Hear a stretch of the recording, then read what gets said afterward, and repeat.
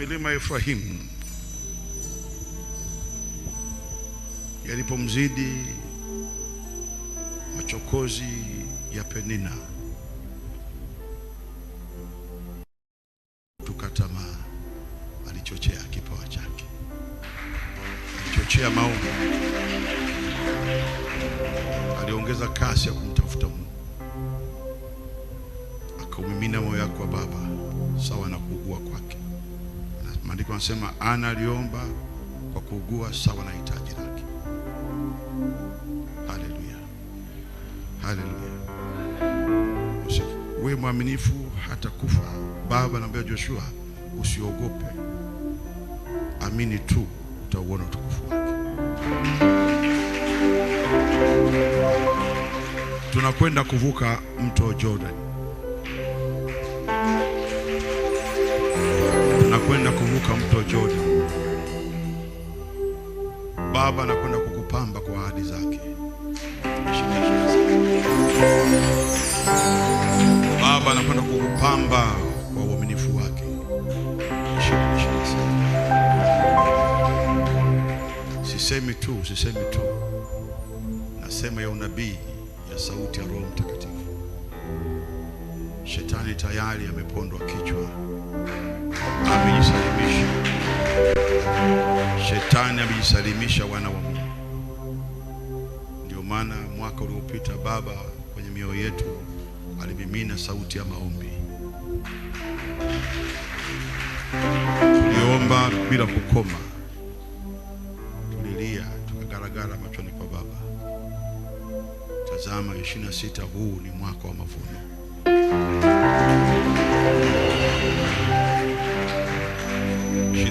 Huu ni mwaka wa mavuno.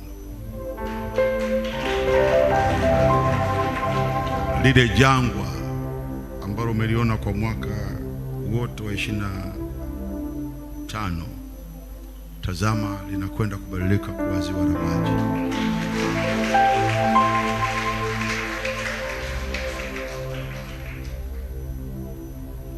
Zile 100 ambazo ulizipata 25 sio utimilifu wa ahadi. Ni Baba alikuwa anakupa kampani, anakusindikiza ili uende kwenye wakati wake sahihi. Maana imeandikwa, huyu Mungu hatuachi wala hatumukii. Sijaona mwenye haki akiachwa. Ndio maana Mungu alikuwa anakupa 100, 200, anakupa kampani, anakuongezea joto la safari. Utimilifu wa zile ndoto utauona mwaka huu 2026. Utamwona Mungu mfanya miujiza, mtetezi wa watu wake, kwa kiwango cha kujaa, kusindiliwa na hata kumwagika kwa ile neno.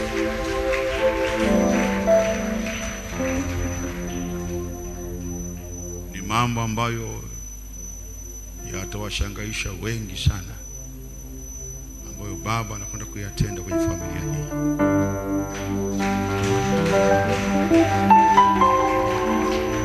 Sitaki nikubague, mimi nakuhesabu wewe ni mwanafamilia.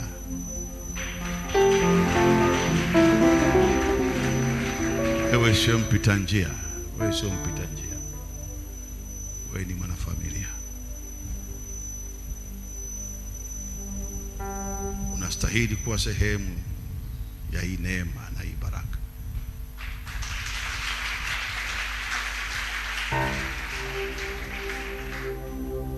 Bwana Yesu asifiwe. Bwana Yesu asifiwe. Jangwa, sijui kama neno hilo nalielewa vizuri. Jangwa, jangwani hakuna mahali kinaota kitu, kinastawi chochote. Ni jangwani, ni jua tu. Lakini Adonai Rahim Karim, aliye mwema na mwaminifu, anasema hilo jangwa linakwenda kuwa ziwa la maji.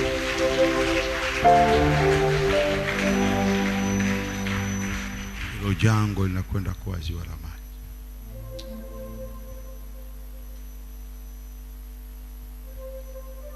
kama nakuona vile.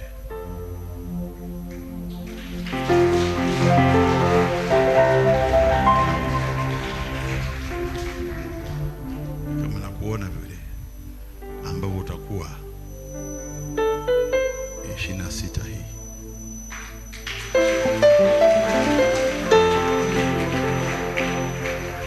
Bwana Yesu asifiwe sana.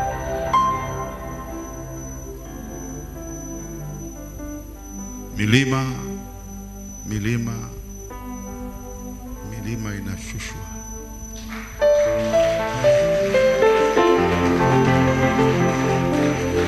Tuna Mungu ambaye ana kauli za kibabe, nashindwa kusema, lakini ni Mungu anayesema mambo ambayo hayapo, ambayo yamekuweko. Bado Misri inatawaliwa na Farao. Dola kubwa lina nguvu zote za kiuchumi, za kijeshi. Lakini lugha ya baba anawaambia Musa, rudi Misri, Farao amekufa.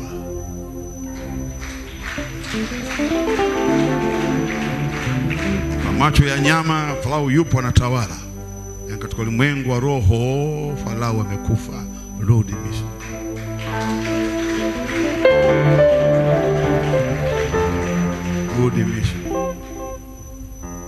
Rudi Misri. Ile neema, yale mafuta, baraka unayoipokea, hakuna yoyote ambaye atashindana nayo akashinda.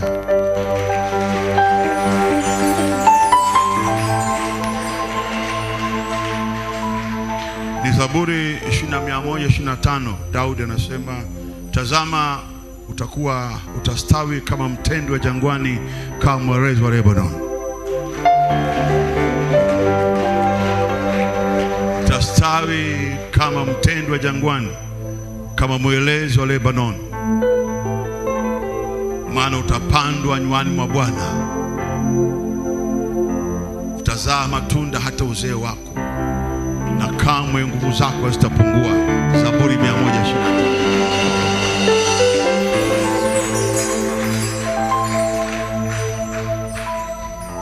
Ni mti ambao unakuwa na utomvu majira yote, au kauki. Uzee unaongezeka na nguvu zinaongezeka. Uzee unaongezeka na nguvu zinaongezeka. Unapandwa nywani mwa Bwana, lazima utastawi.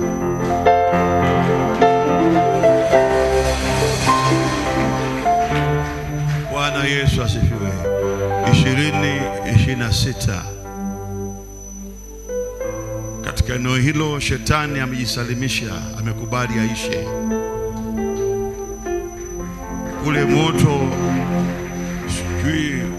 Ule moto ambao tumemwashia kwenye maombi haya na yale, kuzimu usiku wa leo kunaungua. Amini usiamini, kuzimu kunaungua. Chuma uleti anaungua, jini maharuni anaungua.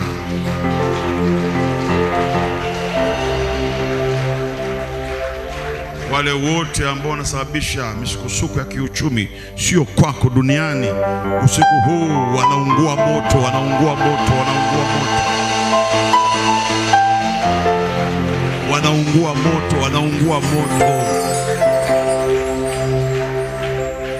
Bwana Yesu asifiwe.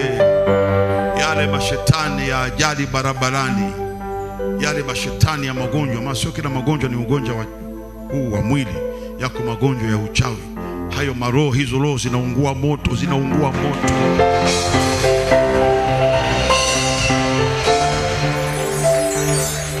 Shetani amevurugikiwa, ameharibikiwa. Shetani ameharibikiwa, haoni mlango wa kutokea.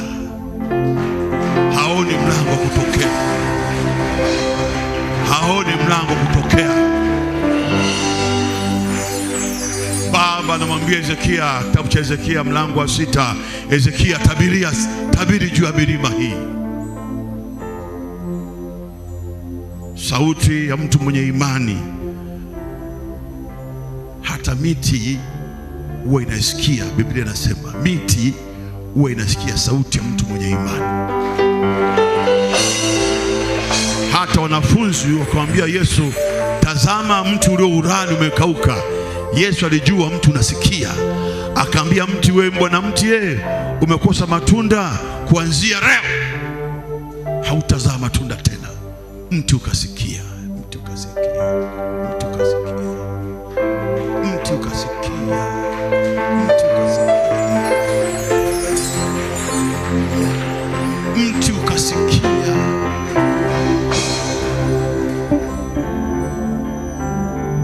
Mti ukasikia.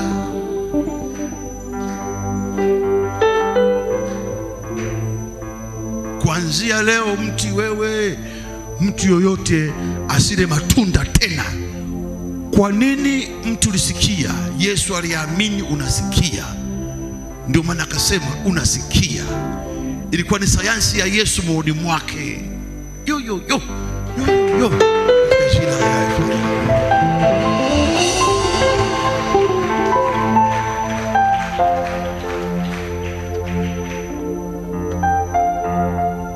Mwalimu aliupa mti utaratibu wa kuishi.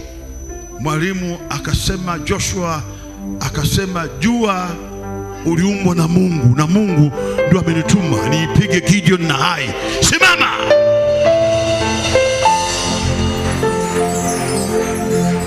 Jua, Mungu wa Abrahamu ndio alikuumba, na yeye ndio amenituma niipige Hai na Gideon. Simama. Kwa nini jua lilisimama? Kwa sababu Joshua aliamini jua linasikia.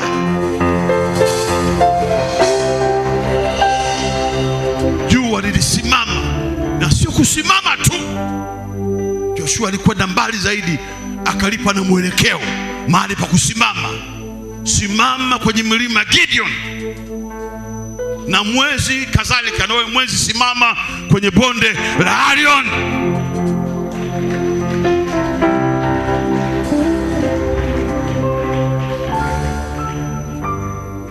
Na mwalimu pale akatoa elimu kubwa kabisa kabisa.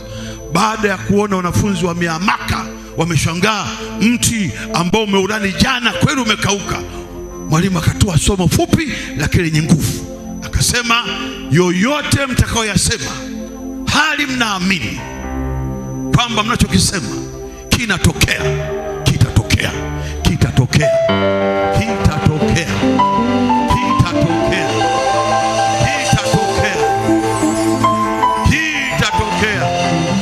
Hayo mnayoyasema hali mnaamini yanatendeka, yatatendeka, yatatendeka, yatatendeka, yatatendeka, yatatendeka, yatatokea, yatatokea, yatatokea, yatatokea. Haleluya! Oh, haleluya! Sema yatakuwa, yatakuwa katika jina la uwezo la Yesu Kristo aliye hai. Amen. Naomba ukae.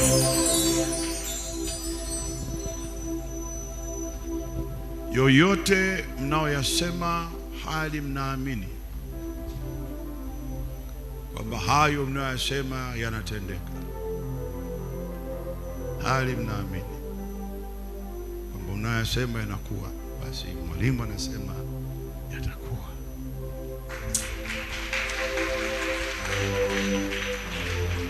Mwalimu anasema yatakuwa. Mwalimu Yesu anasema yatakuwa.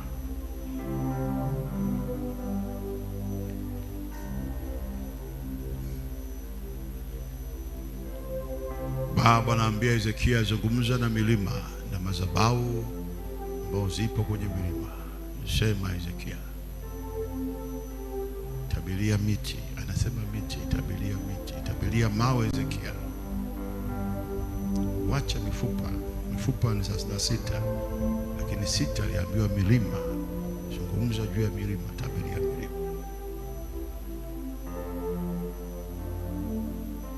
Tazama 26 shetani amesalimu amri.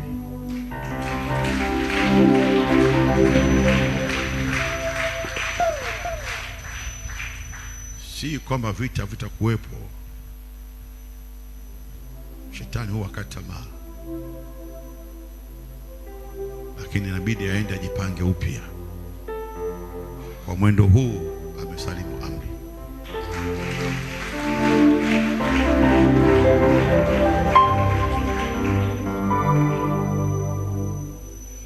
Ni mwaka ambao utaendesha ile gari ya ndoto yako.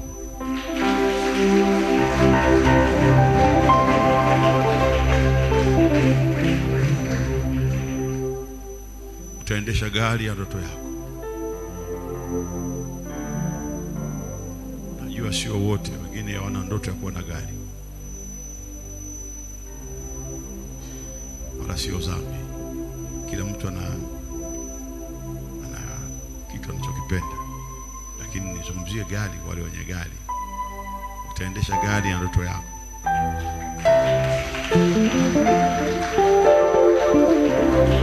Maneno haya shetani hapendi kuyasikia sana,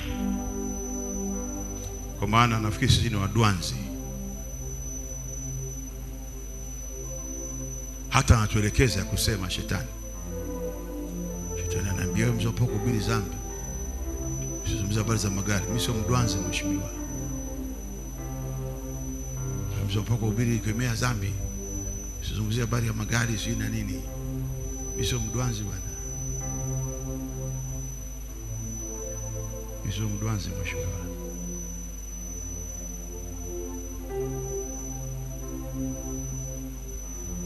Injili ya toba ni injili Yesu aliileta duniani, lakini injili ya mafanikio ni injili zote Yesu alizileta.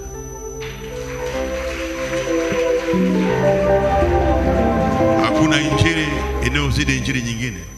Cha msingi isemwe kwa wakati sahihi na kwa mtu sahihi. Ukinipeleka kilabuni usiku huu nitahubiri dhambi, kule kwenye vilabu vya pombe nitahubiri dhambi. Lakini hapo Yerusalemu nazungumzia habari ya kuichukua hai na Gideon. Hapa nazungumzia habari ya kuikamata nchi ya Wayebusi, ya kuijenga upya Yerusalemu. Lakini ukitupeleka kule Kariakoo kule kwa ufuta bangi nitahubiri habari ya toba. Lakini hapa nitazungumzia habari ya kuijenga upya Yerusalemu.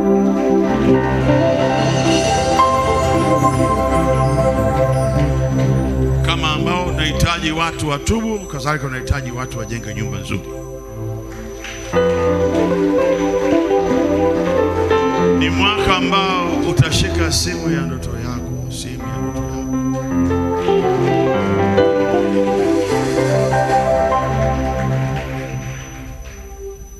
Ni mwaka ambao utashika simu ya ndoto yako.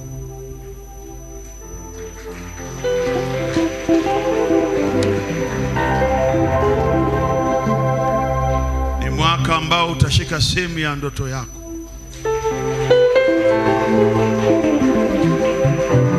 Gari ya ndoto yako.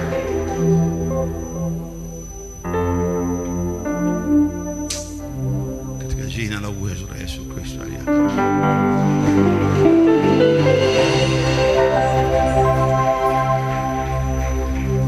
Ni mwaka ambao mambo yako mengi 90% yatakunyokea.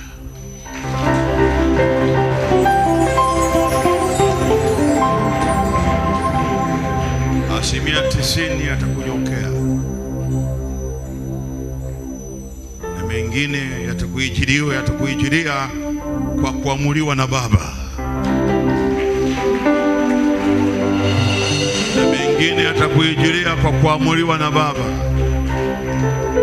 Kuna mambo Baba atayaamuru hata kwenye maombi yako ya bahasha kuyaandika, lakini Baba atayaamuru. Kuna mambo Baba atayaamuru, Baba atayaamuru, Baba atayaamuru. Asante Yesu. Kuna mambo Baba tayaamuru. Hapo wengine ni wageni hapa. I'm here. I'm here. I'm here. Miaka 30 ngapi? I'm here sete nini? 40. I'm here.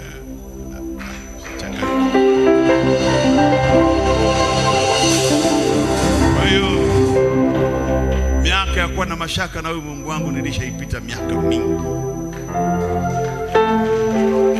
Niko hapa zaidi ya miaka 30, niko hapa. Mambo ya kuwa na mashaka na Mungu huyu nilipita siku nyingi. Wala sinaga mashaka na wewe Mungu. Yo. Shanda Yesu.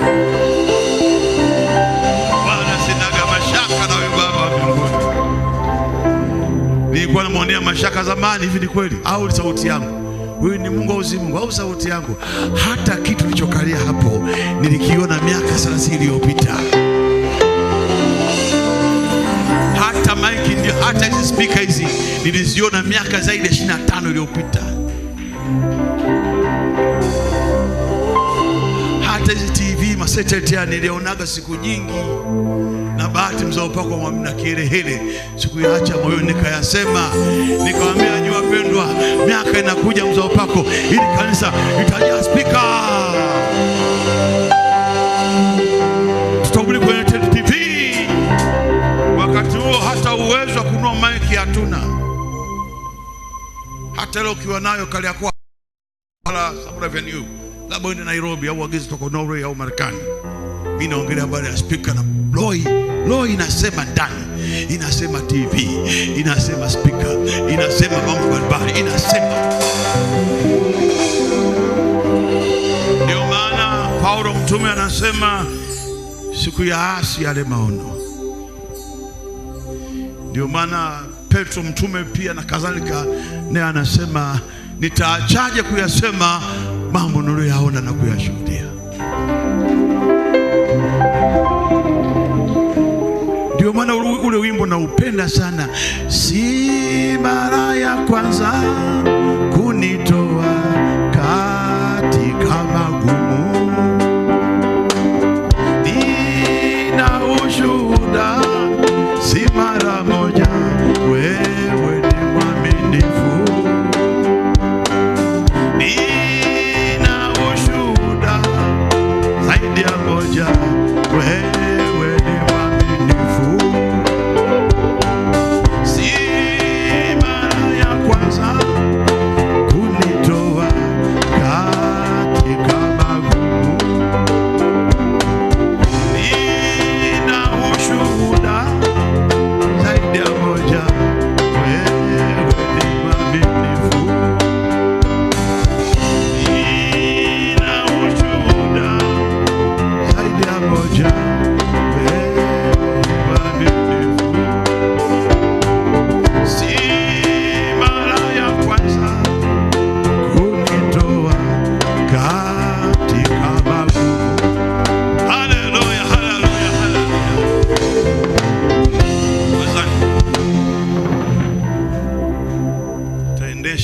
gari ya ndoto yako.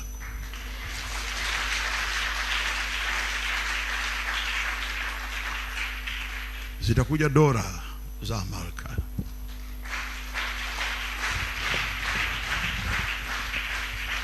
Zitakuja dola za Amerika. Dola za Amerika. Sisi hawa miongoni mwetu. Dola za Amerika. Dola za Amerika. Dola za Amerika. Paundi za Uingereza. Yo. Nyota zitakuwa tano. 26 nyota zitakuwa tamia. Nyota zitakuwa tamia. Yo. Nyota zitakuwa tamia. Tazama huyu Mungu alivyo ajabu. Anasema na kijana wa miaka 14 nyota zitakuwa tamia. mtoto wa mwisho kwenye familia ya mzee Yakobo, mtoto wa mwisho kwenye familia ya mzee Yakobo. Hasemi na Ruben, hasemi na Simeon, anasema mtoto wa mwisho kwa familia ya Yakobo. Kijana tu wa miaka 14, baba anakuja usiku wa manane. Yusufu anaota nyota 12 zinamwatamia.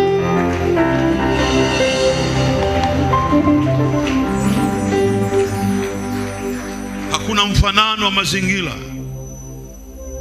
Mazingira hayafanani na ndoto hii, vinaachana kwa mbali mbingu na nchi.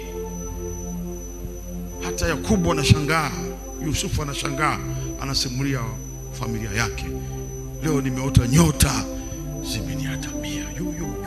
Kwa jina la Yesu.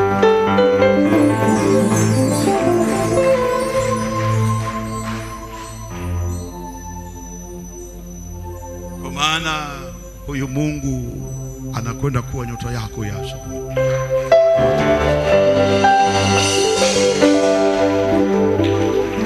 Hivi unanielewa mwana wa Mungu?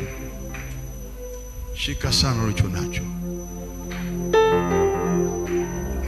Shika sana ulicho nacho. Sasa tunasema Yoshua anaambiwa uwe na moyo mkuu wa ushujaa, usiogope. Ishi kwa imani mwana wa Mungu. Imani ni kipawa, imani ni kuona yasiyoonekana.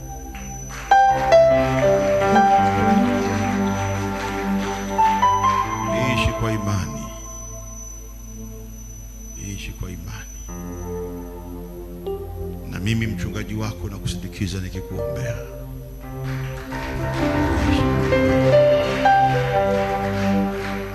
Wewe sio mtu wa bahati mbaya. Upo hapa usiku wa leo wa tarehe 1 mwezi huu wa kwanza 26. Si bahati mbaya, ni Baba amekuleta. Ni Baba wa mbinguni amekuleta. Mungu yuko hivi hivi, ni kama kawaida. Ndio maana watu walimkataa, kwa sababu hujaga katika njia za kawaida. Ndio maana wengi aliwapiga chenga. Kabla Joshua hajavuka Jordani, Mungu alimtaka azingatie nidhamu ya hali ya juu ya Israeli. Cha kwanza, kabla hujavuka mto Jordani kwenda nchi ya ahadi, tengeneza askari wenye nidhamu ya kiwango cha juu. Hakuna ahadi ya Mungu inatimia bila wajibikaji, tena wenye akili. Anaambia Joshua, ita askari wote wa Israeli, waambie maono ambayo nimekupa ya kwenda nchi ile, nchi ya milima, nchi ya Waamori.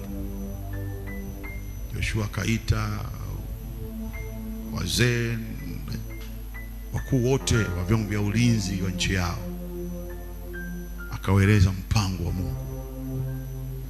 Tutaanzia kuvuka mto Jordan, lakini ninachokitaka ni nidhamu. Walipokubali kuwa na nidhamu ya konkire, wakaraki hapo.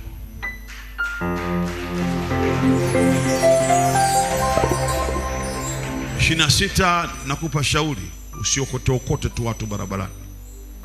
Utaumia.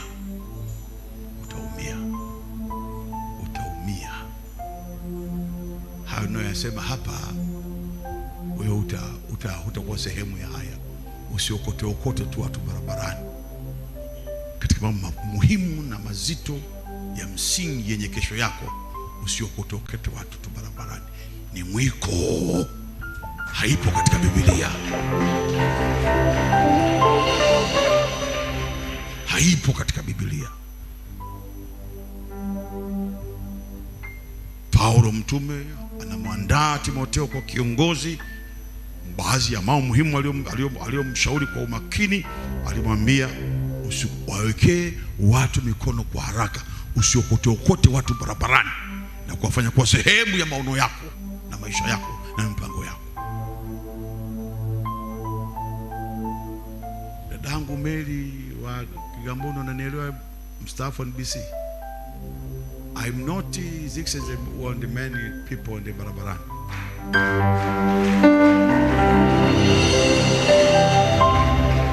Usiokote okote watu barabarani. Usiokote okote watu barabarani. Wabaki kwa jamaa, si marafiki. Watu mnaofahamiana tu, wabaki hapo. Watu wengi wanaolia leo hawakuumizwa na shetani, waliumizwa na watu, waliotumiwa na shetani. Watu ni mlango wa kuzimu. Watu wetu, unasikia mtu analia machozi, ameumizwa, aliumizwa na watu, tena leo waamini na kuwategemea. Hata Daudi analia machozi mengi Zaburi, lakini anasema ni mtu huyu ambaye alikuwa rafiki yangu, tuliyetembea pamoja, aliyekula chakula changu, ndiye ameniulia kisogo.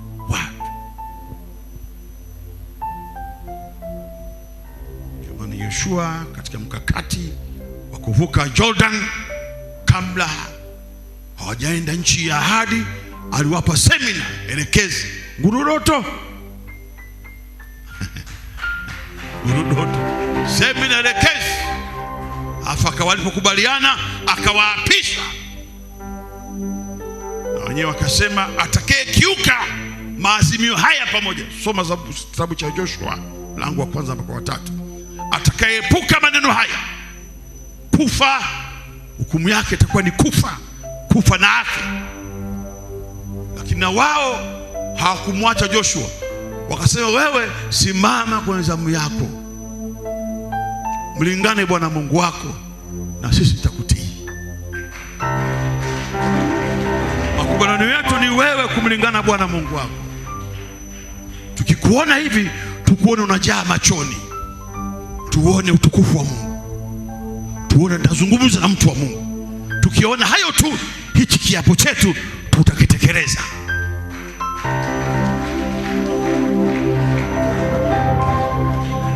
Halo, hii ni akili ya juu sana inatawala Moscow ya Gorbachev. Hii ni akili ya juu sana inatawala Tehran, inatawala Baghdad ya Saddam Hussein. Hii ni akili ya juu sana inatawala Amerika ya John Kennedy. Usiokote okote watu. Hii ni akili ya juu sana inamuongoza Kagame wa Rwanda, inamuongoza Museveni wa Uganda kutawala nchi ile. Hii ni akili ya juu sana inawaongoza duniani wa Katoliki, ndio maana wamekuwa imani kwa miaka 2000. Hii ni akili ya juu sana ilimuongoza mengi wa ITV hata kawa tajiri. Usiokote okote watu barabarani.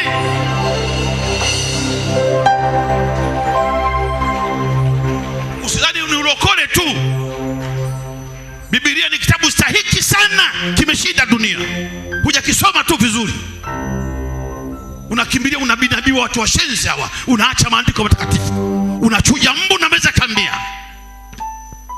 Maandiko yanasema wanapotea kwa sababu hawajui maandiko, wana uwezo ulio ndani ya maandiko. Sikiliza akili hii ya utawala inayokuchonga kwa mmiliki, kwa mtawala, ukielekea nchi ya Kanaani.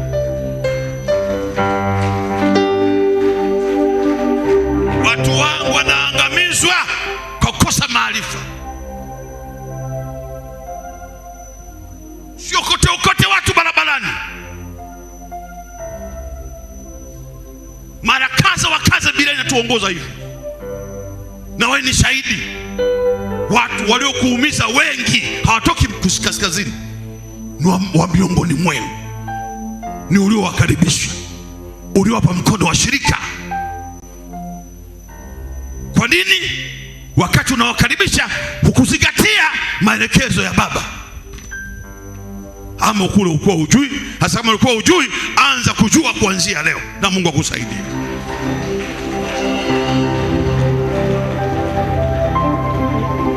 Haleluya, haleluya, haleluya, haleluya. Unapokwenda mto mambo muhimu ya kuzingatia. I'm not any people, anybody. I kutani na wewe. Hallelujah. Hallelujah. Meanguka.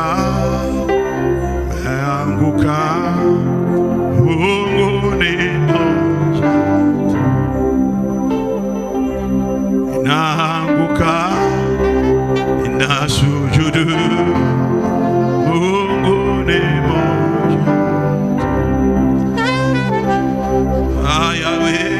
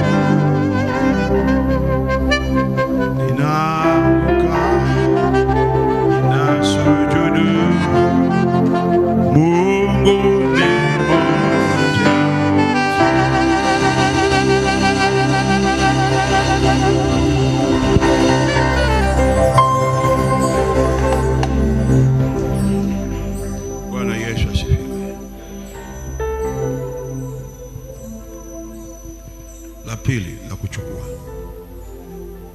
au la tatu au la ngapi, wewe utahesabu mwenyewe, lakini kuna maana watenge watu wanyanyapae. Hapana, Biblia ina maana hiyo. Inasema mtu akae mahali pake. Anastahili kukaa sebuleni, aende sebuleni. Anastahili kukaa kwenye faranda. Kila mtu akae mahali pake.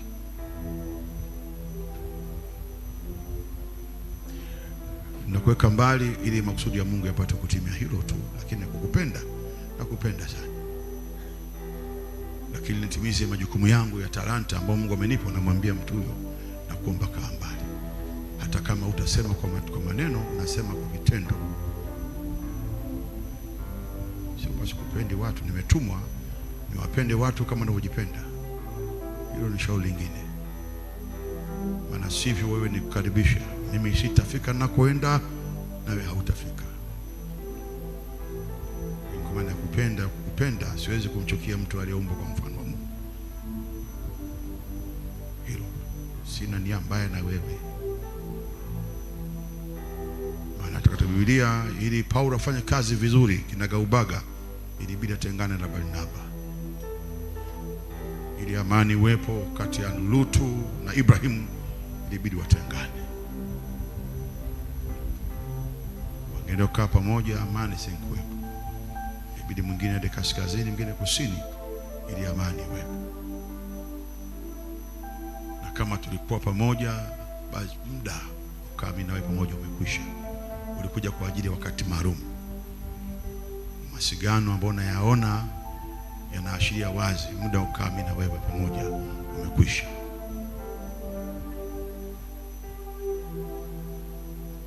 Ndio.